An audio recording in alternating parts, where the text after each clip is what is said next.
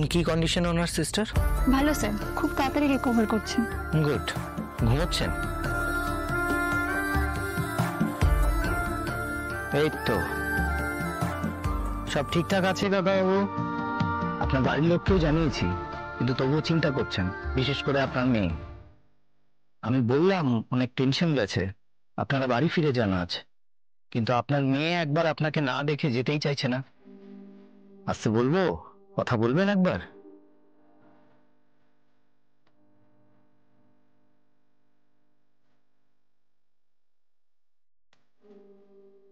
আচ্ছা একটা কথা বলি, আপনি কি কোনো কিছু নিয়ে খুব চিন্তায় আছেন? আপনি কিন্তু সবটা আমাকে খুলে বলতে পারেন। আর হ্যাঁ, আপনার হার্টের সমস্যার কোনো ফ্যামিলি হিস্ট্রি নেই যা শুনলাম, তা সত্ত্বেও এমনটা হার্টে ব্লকেজ ধরা পড়েছে ঠিকই, কিন্তু আমার মনে হচ্ছে কোনো শক থেকে এটা ট্রিগার্ড হয়েছে। আপনার মেয়েকে তো একদম ঠিকঠাক জায়গায় নামিয়েছেন, তারপরেও যদি আপনাকে এত কষ্ট করে খাটাখাটনি করে ঘামতে ঘামতে কাজে ঢুকতে হয়, তাহলে আর কি বলবো। আর আপনার মেয়ে খুব ভালো মতন জানে কোথায় জালটা ফেললে কিরকম মাছ উঠবে। কিছু নিয়ে আপনার স্ট্রেস হয়েছে, তাই না?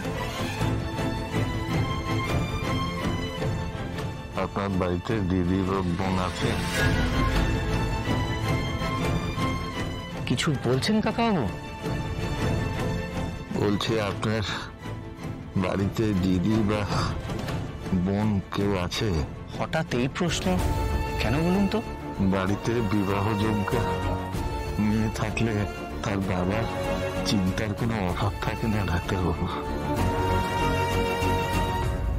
মিস বসু, মানে আপনার মেয়েকে এইটুকু সময় যা দেখলাম তাতে তো ওনার মতন মেয়েই হয় না।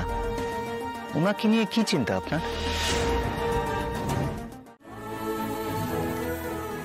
ভালো করে বিশ্রাম নাও, শুধু চিন্তা ভাবনা কিচ্ছু করো না। আমরা এখন যাই, কাল আবার আসবো। হ্যাঁ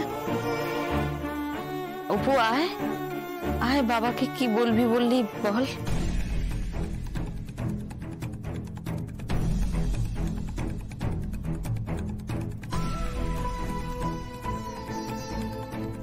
বাবা কাল তোমাকে ছেড়ে দেবে যদি সবকিছু ঠিকঠাক থাকে। কালই তোমাকে নিয়ে আমরা বাড়িতে যাব।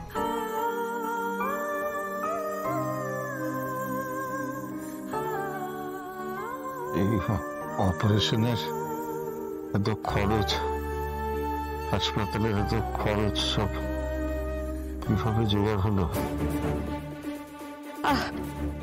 ওর কি এখনই সব না জানলেই নয়? আর্য স্যার দিয়েছেন।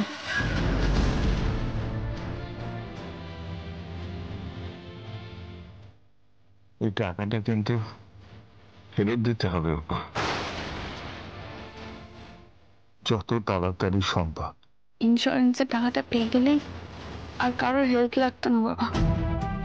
ওই টাকাটা পেয়ে গেলেই আমি আর্য স্যারের টাকা ফেরত দিয়ে দেবো। কবে পাবি, কবে মেটাতে পারবি? আচ্ছা ওরা কি পুরো টাকাটাই দেবে? অনেকগুলো টাকা তো। আপনি স্ট্রেস নেবেন না কাকাবাবু, ওটা আপনার জন্য সমস্যা তৈরি করতে পারে। কথা বলুন, আসছি। এই টাকাটা না দেওয়া অব্দি কিন্তু আমি শান্তি পাবো না। সুমি, অপু যদি না পারে তাহলে বাড়িটা বন্ধক দিয়ে ওনার টাকাটা মেটাতে হবে। কিন্তু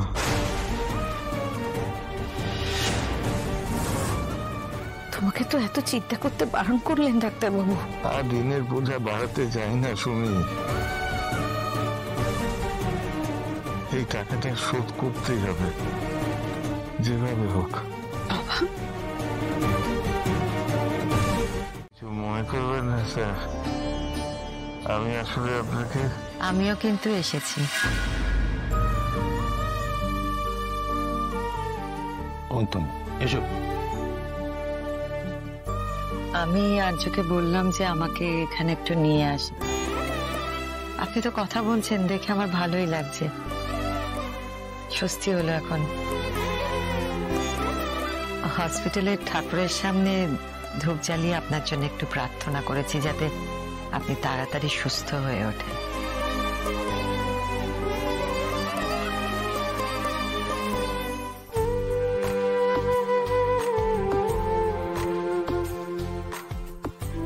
সব বিপদ যেন আপনার কেটে যায়, আপনি তাড়াতাড়ি ভালো হয়ে উঠুন।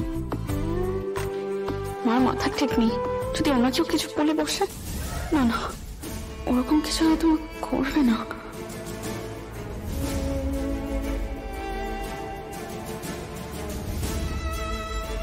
কিছু কি হয়েছে? সতীনাথ বাবু তো ঠিক আছেন, এখন তো ওদের অনেকটা নিশ্চিন্ত হওয়ার কথা, কিন্তু অপর্ণার মা সবাই কেমন যেন সিরিয়াস হয়ে আছেন। আমি চাইছিলাম না আর্য স্যার এখানে থাকুন, আপনার মাও শিখেছেন, এখন তার কিছু বলাও যাবে না। আমরা এসে ভিড় বাড়ালাম ঠিকই, কিন্তু আমরা বেশি সময় নেব না, এক্ষুনি বেরিয়ে যাব। আমি বেরিয়ে যাচ্ছিলাম, আসলে উনি সতীনাথ বাবু কিছু আমাকে বলতে চাইছেন, তাই জন্যই।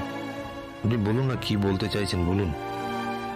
আজ থাক স্যার, পরে এক সময় না হয় বলা যাবে। অনেকটা রাত হলো তো, আপনারা তো বাড়ি ফিরবেন।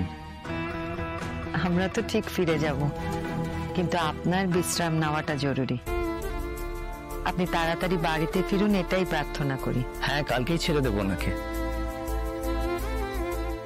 ও বাহ, তাহলে তো খুবই ভালো খবর। বাড়ি যাওয়া মানেই কিন্তু অর্ধেক সুস্থ হয়ে যাওয়া। আপনি তাড়াতাড়ি সুস্থ হয়ে উঠুন, কেমন? আসি।